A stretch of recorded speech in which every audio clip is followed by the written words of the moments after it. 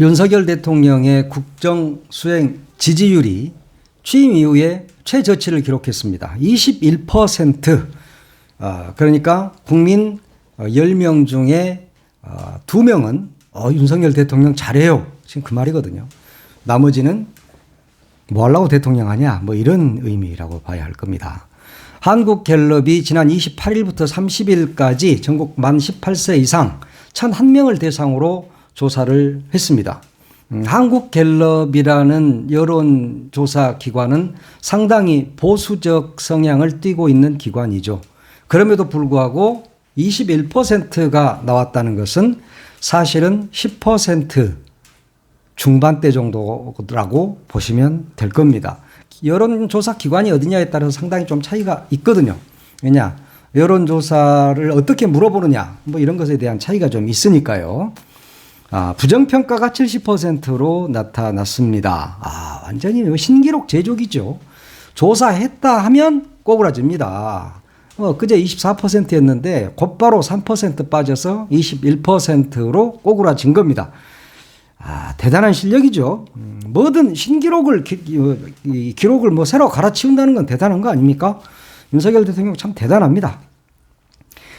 그런데 보수 성향이 강한 대구 경북에서도 윤 대통령에 대한 긍정평가가 35%에 불과합니다. 대구 경북 그러면 거기가 뭐 국힘의 텃밭 아닙니까?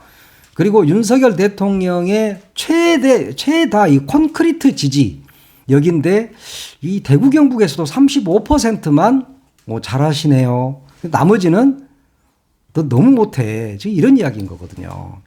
근데 40대에서는 긍정평가가 8%에 그쳤습니다.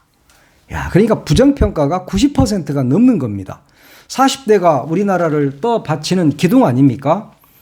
이분들이 윤 대통령을 볼 때 정말 일 못한다. 8%는 그래도 잘한다. 이렇게 이야기를 했답니다. 이 8%가 누굴까요? 아마 대통령 친인척, 국민의힘 국회의원의 친인척들이 아닐까. 그냥 저 혼자 그런 생각을 해봤어요. 근데 70세 이상은 아직도 긍정이 49%입니다. 대단하시죠? 되게 엊그제까지만 해도 69% 뭐 이랬거든요. 그런데 70세 이상 어르신들도 이건 뭐야? 이런 생각을 지금 하고 있다는 것이죠. 지지한 사람은 아마 여기에도 이분들은 혹시 그 전두환이가 나아요? 윤석열이 나아요? 이렇게 물어본 줄 알고 윤석열요? 이렇게 답한 게 아닐까?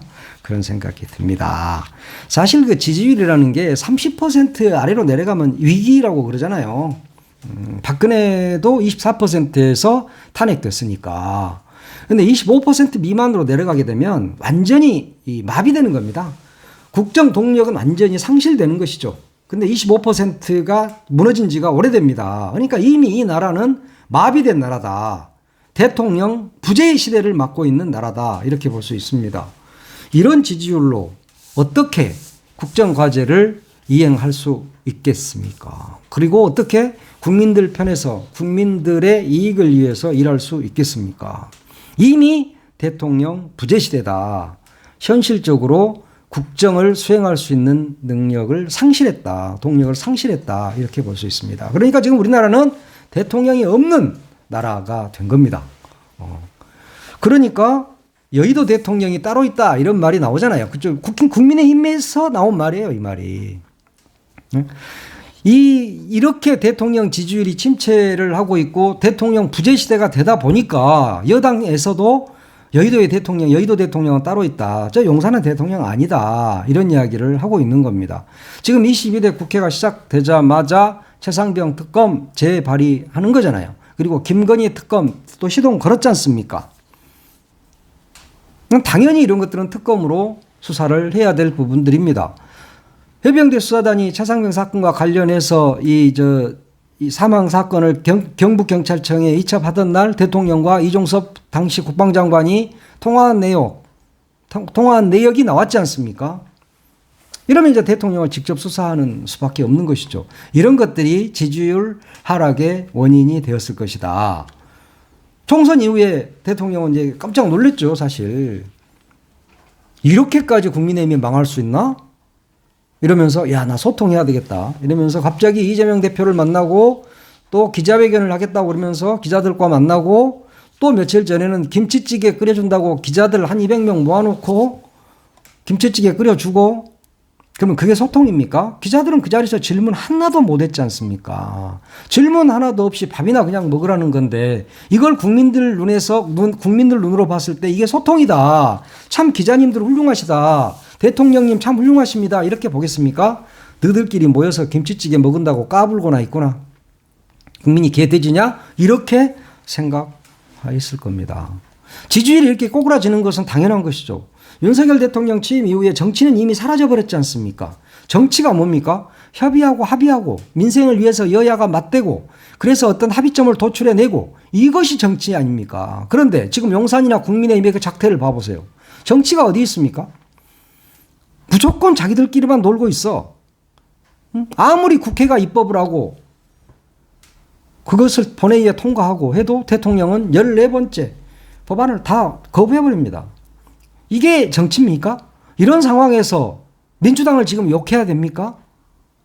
국회가 일 못한다고 이야기해야 됩니까? 국회가 아무리 일을 해도 대통령이라는 자가 저렇게 거부해버리고 입법권을 무시하게 되니까 정치가 사라져버리는 겁니다. 근데 이해는 됩니다. 정치를 언제 해봤어야 알지. 민생 속으로 뛰어들어 본 적이 없는 사람이지 않습니까? 검사 나부랭이나 하면서 이제까지 평생 범죄자들하고만 살아온 사람 아닙니까? 그런 사람이 무슨 정치를 합니까? 세상 물정도 모르는 사람이 어떻게 정치를 할 수 있죠? 정치인은 다양한 경험이 필요합니다. 그래서 그런 것들이 몸에 체득돼야 되는 것이고 그런 체득된 것이 경험이 되고 그래서 국민들의 아픈 곳이 어떤 것인가를 찾아내는 것이 바로 정치인인 거예요. 그런데 이 사람이 정치를 해봤습니까? 정치는 물론이고 경제도 몰라. 경제가 뭔지도 모르잖아요. 수출 연일 꼬그라지고 있잖아요. 지금 뭐 5월달 수출이 뭐 올라니 어쩌니 그런 이야기를 하고 있던데 그런 것들은 기저효과인 거예요. 기저효과. 작년에 얼마나 말아먹었으면 올해 약간 오르니까 그게 수출이 신장된 것처럼 보이는 겁니다. 그래놓고 보도자료를 보면 엄청나게 신장이 된 것처럼 이야기하고 있는 겁니다. 다른 나라에 비해서 봐보세요. 완전히 꼬그라져 있는 거죠. 공부 꼴등 하던 아이가 갑자기 60등 하던 아이가 50등 하니까 야, 너 10명이나 제꼈네? 뭐 이런 이야기란 말이에요. 그러면서 뭐 수출이 올랐다고 이야기하는데 그런 것들이 사기다. 그리고 이 사람 민생이 뭔지도 모르잖아요. 물가가 오르든 말든 서민들이 죽어나가든 말든 내 밥상이 진수성찬이니까 남 배 고픈지를 모른단 말이에요. 그래서 박찬대 원내대표가 민주당 원내대표가 어제 뭐 그런 이야기를 하던데요. 변사또 앞에서 했던 한자시 금준미주는 천년이여 옥방가위의 만성고라 그러잖아요. 네 금술잔에 들어있는 그것이 바로 그 술이 백성들의 피다 이 말이야. 그리고 네 옥쟁반에 올려져 있는 네 그 고기가 백성들의 기름이다. 백성들의 고혈이다. 그런 이야기인 겁니다. 그러니까 이런 사람들이 맨날 앉아가지고 진수성찬에 밥 먹잖아요. 술 먹고 대통령 일합시고. 그러니 어떻게 서민들의 마음을 알겠습니까? 예? 밖에 나가서 시장 돌면서는 야, 소주 딱 한 병만 있으면 된다. 뭐 이런 이야기만 하고 있고 말이죠. 그런 이야기를 하면 서민적이라고 생각하고 있는 것 자체가 잘못이라는 거예요. 서민들이 지금 죽어나가는데 재래시장 가서 소주 생각을 하면 소주 생각이 날 수 있어. 사람이니까. 그러지만 거기서 근다고 야, 딱 소주 한 병만 있으면 되겠네. 이렇게 말하는 게 대통령입니까? 그럼 뭘 모르니까 그러는 거야. 세상 물정을 전혀 몰라. 지금 어제 보도된 내용들 봐보세요. 물가가 얼마나 오르고 있습니까? 지금 조미김, 간장 이런 것들이 벌써 7.8% 샘표가 7.8% 인상하겠다고 했어요. 그리고 조미김, 양반김이 15%를 인상을 합니다. 과자도 마찬가지. ABC 초콜릿 10.5% 5,280원으로 오릅니다. 가나마일드 역시 16.7%가 오른다고 그럽니다. 그동안에 충분히 올랐어야 되는데 총선을 앞두고 정부가 올리지 마. 너희들 올리면 우리 표가 떨어질 것 같아. 올리지 마. 하고 눌러놨단 말이에요. 물가라는 게 올라야 될 요인이 있으면은 조금씩 차근차근 올라가야 맞죠. 그런데 갑자기 총선을 앞두고 이것을 독재 국가니까 눌러놓은 거야. 업체들한테 야 올리지 마. 지금 전기료도 마찬가지 아닙니까? 이제 총선 끝났으니까 엄청나게 올리겠죠. 그 전에는 못 올리고 있다가. 이게 뭡니까? 표가 무서운 줄은 알아서 이제까지 이런 식으로 물가를 잡아왔단 말이에요. 물가 대책을 이렇게 해왔단 말이에요. 총선이나 뭐 선거 앞두고 자기에게 불리할 것 같으면은 올리지 마라. 그랬다가 총선 끝나고 나면은 올리든지 말든지. 이러면 서민들만 죽어나가는 거 아닙니까? 뭔가 대책이 있어야 될 거 아닙니까?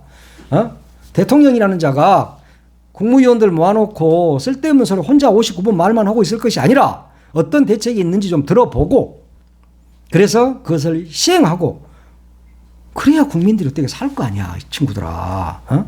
대통령이라고 총리라고. 총리는 뭐 진즉 물러난다고 그러더니 쫓아낸다 그러더니 아직도 총리하고 있대. 총리 하나 제대로 뽑지 못하는 정부가 무슨 정부야.